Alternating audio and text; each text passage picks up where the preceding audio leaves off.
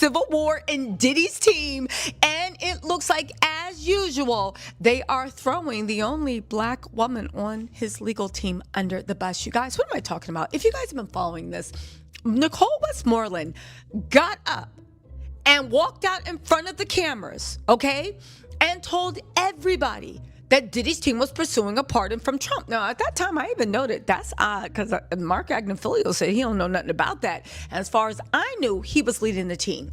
She stood up there and did a press conference talking about Diddy's innocent. The prosecution already researching because they couldn't bring up 70 victims. You know, all those lawsuits are lies. She was doing what she can to go out there and be a soldier for her man. I will say one thing. I thought it was questionable. Why isn't Brian still going out there and saying this? Why isn't Mark Agnifilio going out and saying this? Because the pardon is politically charged.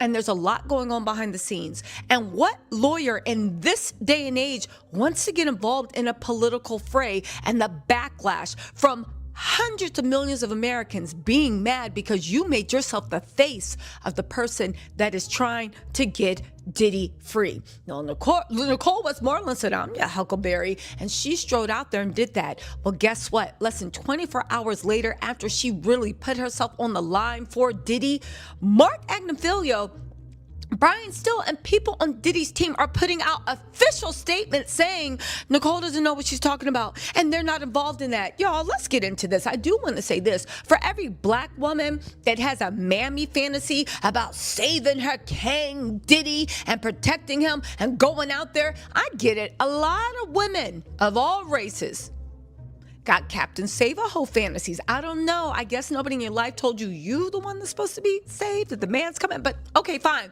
You got mommy hero worship savior issues. But let this be a note, because look at the way that Diddy's team is using the black woman to be disposable. And we could argue that she herself is excited to be disposable. But I find this is very, very odd, okay?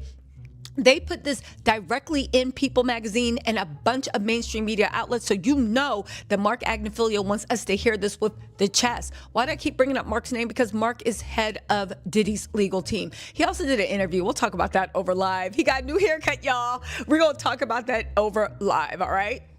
They said multiple insider sources tell people that Sean Combs' legal team did not reach out to President Trump for clemency, though others in his orbit did.